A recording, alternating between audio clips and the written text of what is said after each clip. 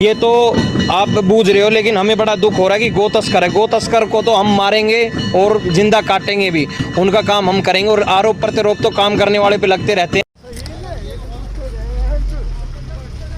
जब तक ये क्या इतनी जान आ जाती होगी ना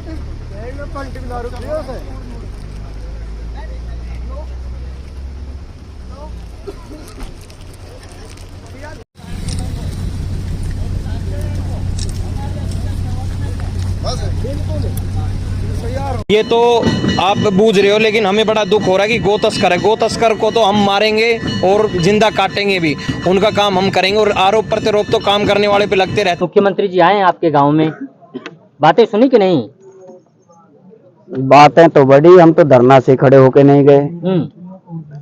और सबसे बड़ी बात ये थी कि जिस तरीके से कन्हैया का फैसला सुना है ना, तुरंत के तुरंत 24 घंटे में मुलजिम अरेस्ट कर लिए दुबई से, और 51 लाख रुपए और दोनों बेटों को नौकरी। वो तो कुछ यहाँ हुआ नहीं।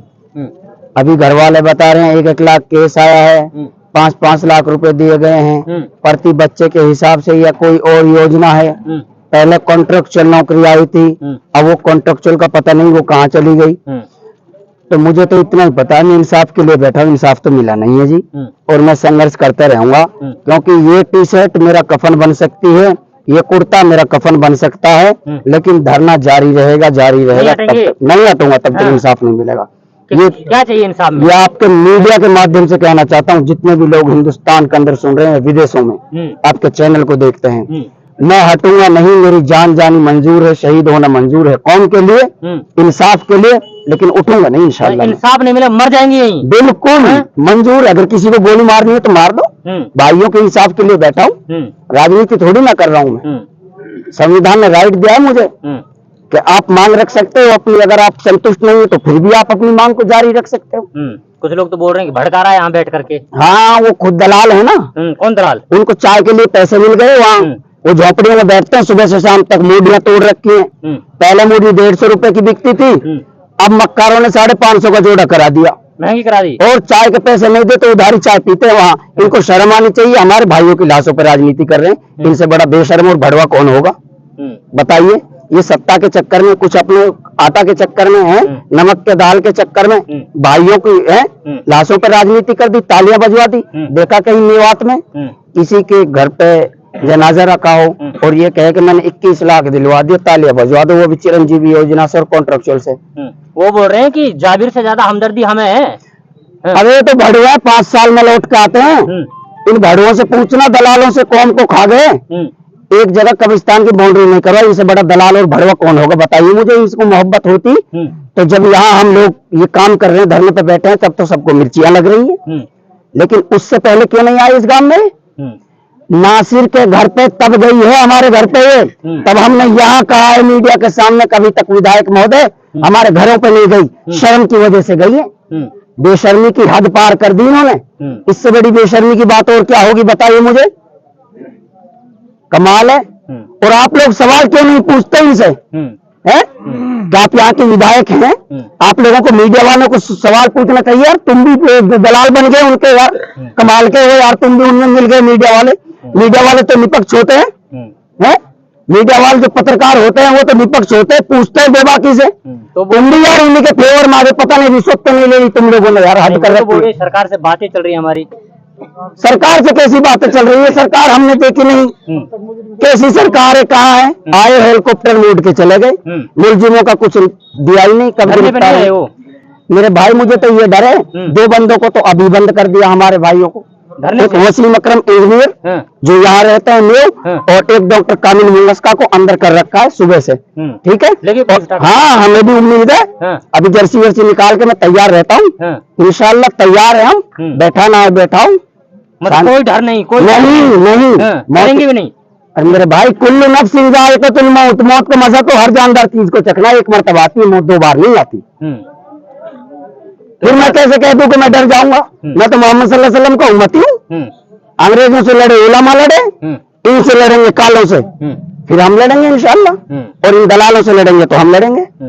अच्छा ये बताइए कि मुख्यमंत्री जी के बारे में कहा जा रहा है कि 1 लाख रुपए, 5 लाख रुपए, अभी यहाँ पे बता रहे हैं कि 5-5 लाख रुपए और एक्स्ट्रा देकर गए हैं, ऐसे ही आप बताए। देखो जी, जब पैसा नहीं होता, गरीब आदमी होता है ना, तो उसको बीपीएल में दिया जाता है। कहाँ दिया जाता है? बट मीडिया वालों ध्यान से सुन लो, बीपीएल में दिया जाता है, ब्लड प्रेशर लो। तो यार जिसके पास पैसा नहीं, तो यार गरीबी है, बेचारे लाचार है, मजबूर है, सरकार के पास है नहीं, रिजर्व बैंक खाली कर दिया, तो वो पैसे कहाँ से देंगे? कन्हैया का जब कांड हुआ था उस वक्त पैसा बहुत था बैंक में, उस वक्त तो दूध की तरह उफल रहा था। कन्हैया का जब कांड हुआ था तो पुलिस में भी सख्ती थी, नए नए जवान थे। अब जब नासिर और जुनैद का कांड हुआ, वारिस का कांड हुआ, नदीम का कांड हुआ, पहलू अखलाक का कांड होता है, जितेंद्र मेघवाल का कांड होता है, ओम प्रकाश का रकबर का कांड होता है, तालीम का काम होता है, और तबरेज अंसारी का कांड होता है, तो भैया पुलिस के बदन में दर्द हो जाता है कि जी पुलिस की सारी टीम एक्टिव है, अभी हाथी नहीं आया। अरे यार कहाँ खदा दिया? अब खबर आ रही है कि नेपाल भाग गया। कहाँ से गया नेपाल? बॉर्डर पे तो फोर्स है ना, निकला कैसे? एयरपोर्ट पे फोर्स है ना, कहाँ गया? आधार कार्ड तो दिखाया होगा, पैन कार्ड तो दिखाया होगा। मैं पूछना चाहता हूँ उन लोगों से जो ये कह रहे हैं कि 3 दिनों में गिरफ्तार हो जाएगा, जो हमें बका रहे थे। मैं पूछना चाहता हूँ हमारे साथ में अन्याय मत कीजिए, न्याय कीजिए। बस मैं तो इंसाफ के लिए बैठा हूँ, ज्यादा कुछ नहीं बोलूंगा। और जो मोनू मानेसर आतंकवादी है उसको गिरफ्तार करके लाए फास्ट ट्रैक के अंदर, कसाब की तरह फांसी पे लटकाएं उसको। ये मुल्क अमन से सोएगा और ये चैन और सुकून से सोएगा ये मुल्क। उसके बाद हाँ जी इंशाल्लाह। ये गुंडा गैंग है, आतंकवादी है ये, इसको लीचिंग नहीं कहा जाता, ये आतंकवादी घातक हमला कहा जाता है इसको। अचानक से किसी के ऊपर वार करना, दहशत फैलाना है। अगर कोई सेल्फ डिफेंस में अपने ऊपर से दूसरी तरफ मुक्का भी चला दे तो उसको पर केस हो जाता है। ये तलवार से नाड़ अलग कर दे, उमर मोहम्मद की नाड़ कर दी, रकबर की अलग कर दी, उसके ऊपर एक्शन नहीं ले तो उसके मुलजिम खुले घूम रहे हैं। रकबर के देख लो, उमर मोहम्मद के देख लो। चलिए ये तो अपने आप में बड़ा सवाल है। एक सवाल और आपसे। सवाल ये है कि अभी तक लोगों की उम्मीदें ये थी, लोग ये सोच रहे थे कि मुख्यमंत्री जी आएंगे तो शायद उसके बाद में कुछ मांगे रखी जाएंगी, उन मांगों को माना जाएगा और उसके बाद ये धरना समाप्त हो जाएगा। अब क्या रणनीति है, अब क्या तैयारी आएगी? तैयारी है, इंसाफ नहीं मिलेगा तो ये लगार मचेगा। हाँ अभी तो 1-2% लोग आ रहे हैं, जब आएंगे 75, 88, 90, 98 तक पहुंच जाए, क्योंकि 2% तो रह भी जाते हैं काम धाम में। 98% आएंगे तो फिर याद रखना एकदम यलगार होगा।